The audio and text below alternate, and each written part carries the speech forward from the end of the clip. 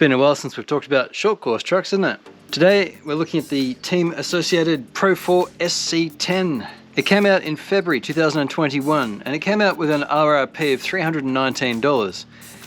Inflation's been kind of crazy since then, and today, if they'd kept the price with inflation, it should be $374, but it's still selling for $339. So it's actually gotten cheaper in the 2.5 years since it came out. That's not bad. I already have another car from this platform, which is the MT10 Rival you can see over there. And both of these associated cars are quite different from the other ones here. We've got a Traxxas / 4x4 VXL, we've got the Senton 3S BLX, and we have the HPI Jumpshot version 2 with the brushless conversion. I got these prices currently from Arrma, and this is the middle of October when I'm filming this. So for $340, even more than the Arrma, which is a good deal, this might just be the best value, big brand short course truck you can buy. We haven't looked at the Slash yet, we're going to, but this is special in a few ways, and I'm going to show you how. Stick around. Now before we get into it, here's my list of things I don't like out of the box about this car. It comes with the XP120 radio, which is a fine radio. There's nothing wrong with it. I actually have quite a lot of these radios. I don't mind this radio, but it's a bit of a clunker, and the steering, I really don't like the feel of this wheel. It's the cheapest part about it. I don't mind the old boxy styling and all the rest of it, but just the feel in the hand. The trigger's nice enough, but this steering is just, I find it subpar. I have a lot of radios here, and this is one of my least favorite ones.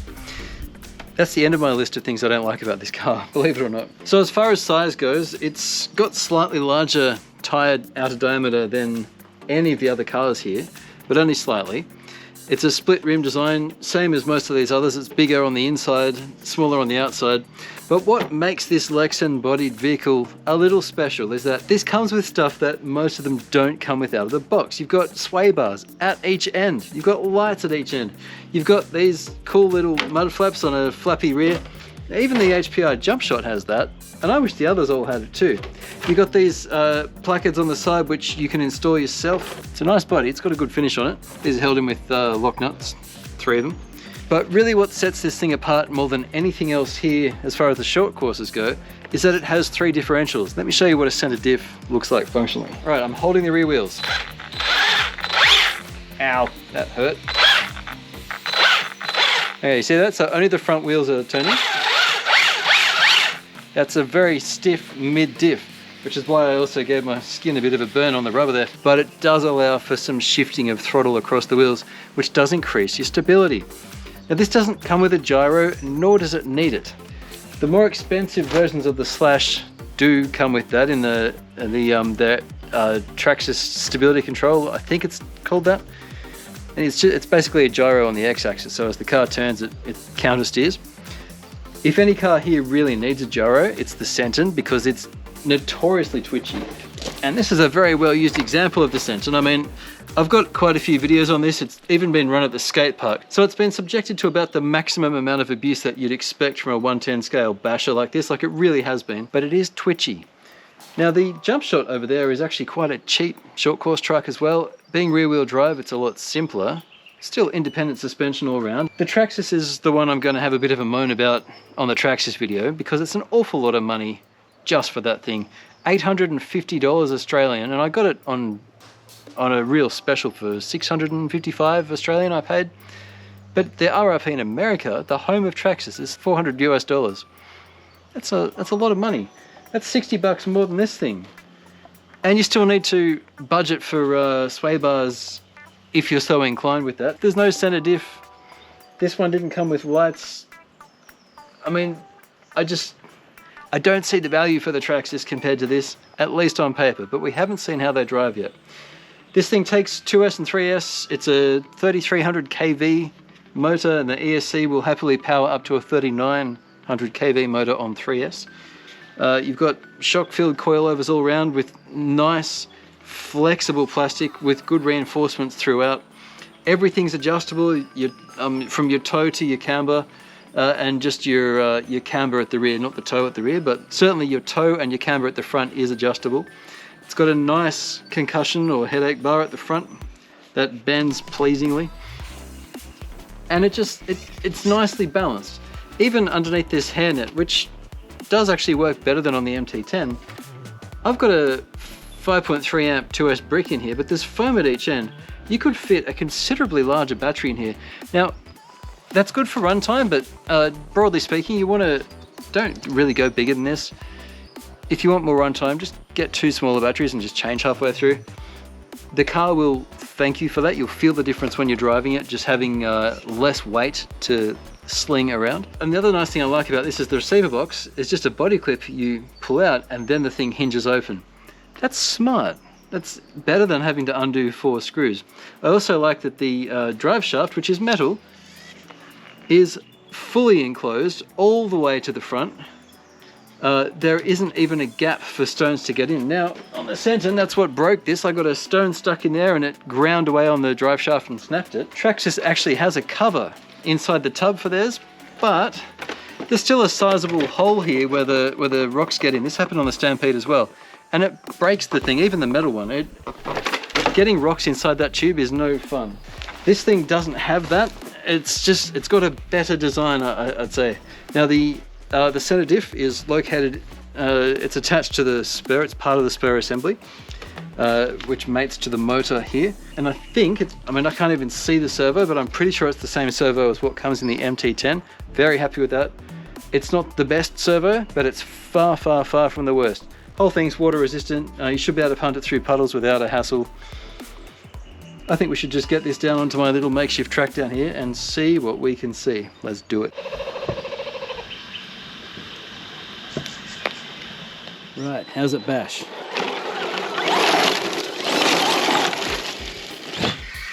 Ooh, I like it.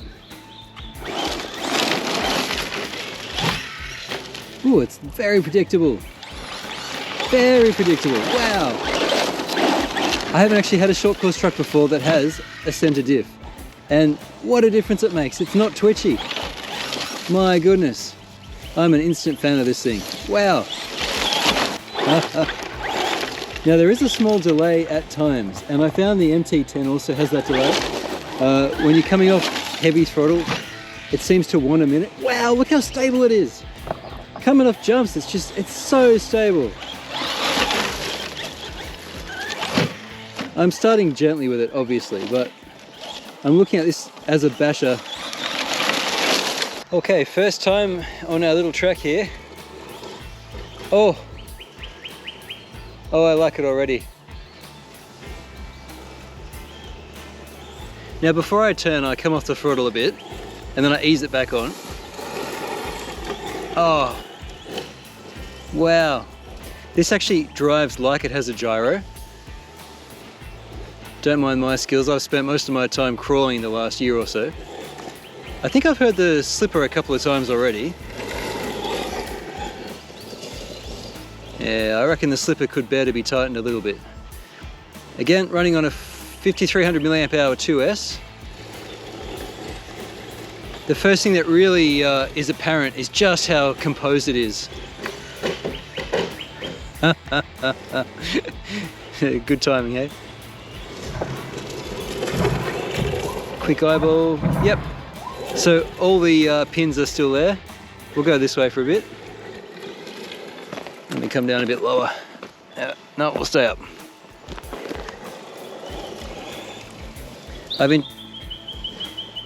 I've intentionally started with 2S, not 3S.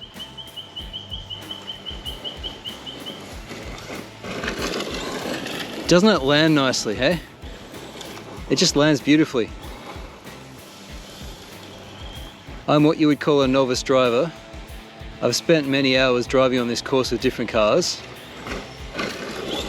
but I'm by no means, I guess I'm a bit better than novice, but barely.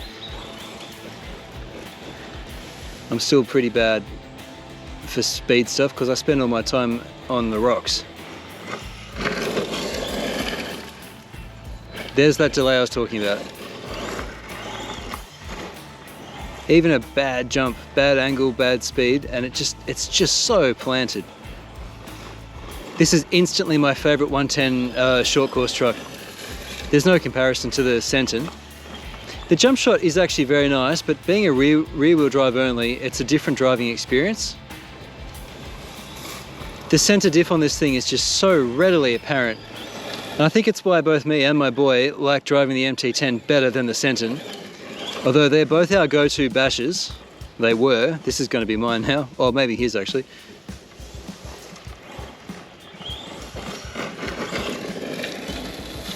But because the Senton doesn't have that rear diff, it just has that twitchiness and a lack of stability and grace that this thing just has in spades.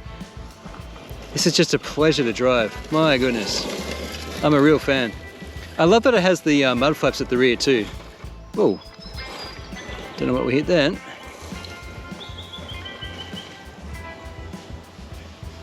Now the throttle's pinned. You never want to do that over a jump. You want to have a bit of throttle in reserve. But you saw how badly that landed. Now that was quite a hard hit. We landed really hard on the front there. Obviously the bumper has taken most of it. Ah, I think I'm crouching on some bull ants. Australia. The bumper clearly took most of it. One thing that's nice is that the hairnet is still on. Everything's nice and tight. There's no heat coming from underneath that diff, but I can feel some heat from the ESC.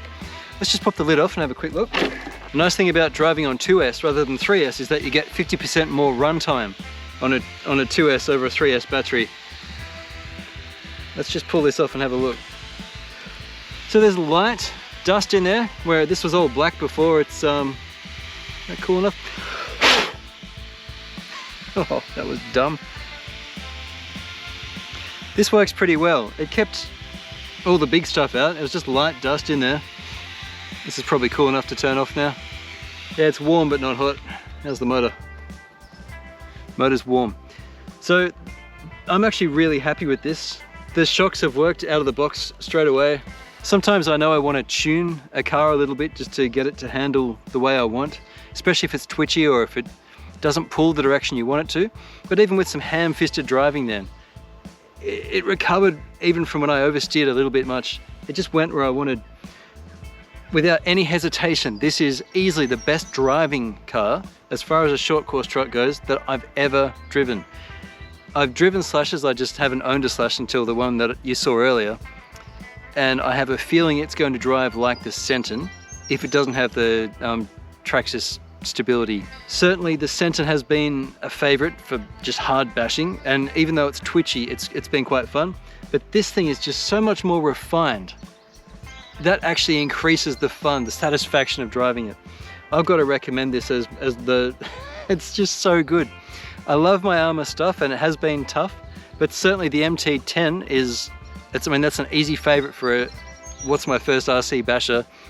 But now I can say the MT10 if you want a monster truck, or its sibling, I suppose, the Pro4 SC10, because they share a lot of the same components. Crucially, that middle diff, which makes all the difference. I don't know why it took me so long to get hold of one, because it's been out for 2.5 years. It's cheaper than ever, which is nice. Do yourself a favor and check one out. I'll put a link below to buy one, just to help out the channel if you're going to buy one anyway. I'll find you the best deal I can. Thank you for your support. Throw me a like, and I'll catch you again on RC-TNT. Thanks, guys.